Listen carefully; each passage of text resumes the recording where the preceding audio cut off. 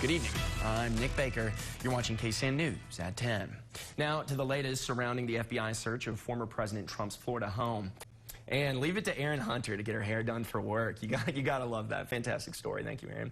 And the hot Texas housing market has a growing number of first-time buyers, while Exxon expects a profit boom thanks to high oil prices. Welcome back to KSAN News at 10. Okay, look, just admit it. No matter how good a cook you are, it would be pretty hard impressing legendary chef Gordon Ramsay.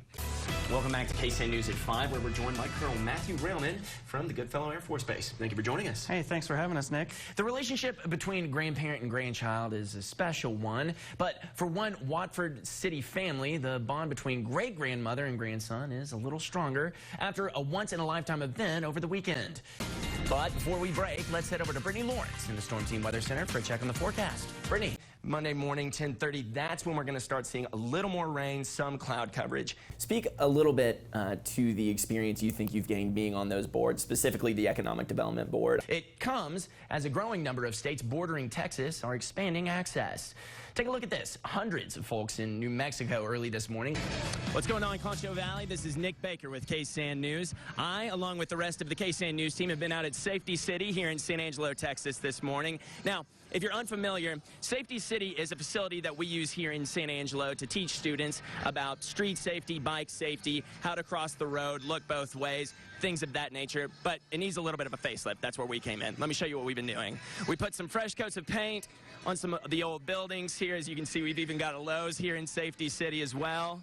And then if you walk with me, James, we came down here as well, and we're putting some new siding on some of these buildings just to make sure that our students here in Concho Valley are as safe as possible. We'll have a full recap tonight for KSAN News at 6.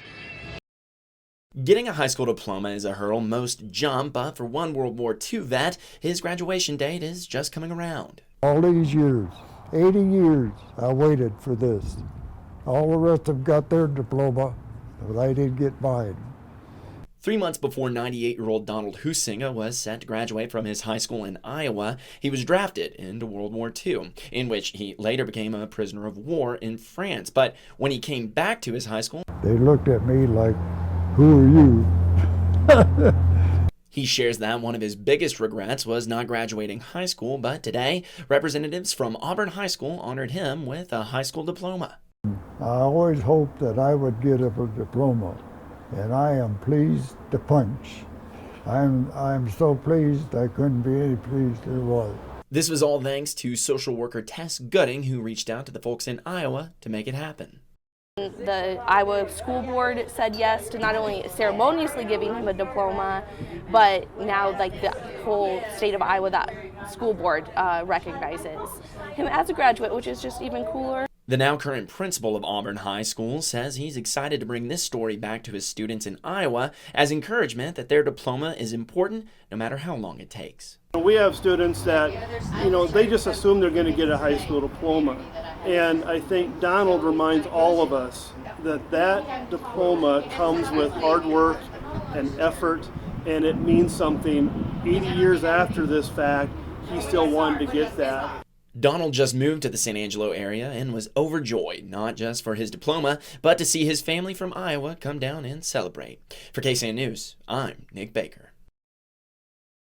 The world is looking towards sustainable energy, and Tom Green County has just welcomed a new solar farm. This project, when it was vetted by Tom Green County commissioners, is approximately $164 million development here in Tom Green County. A solar project of this magnitude encompasses a lot of parts. We're on about 700 acres. 447,096 panels are on site right now. The science behind solar panels is complex. However, when putting the system in action, it's rather easy. It's really a very simple system, and that's what makes it very elegant. It makes it very durable and long-lasting. I mean, you've got a contract out here that is going to endure for decades. The sun beams down on these panels. These panels are single-axis trackers, so they're able to track the sun.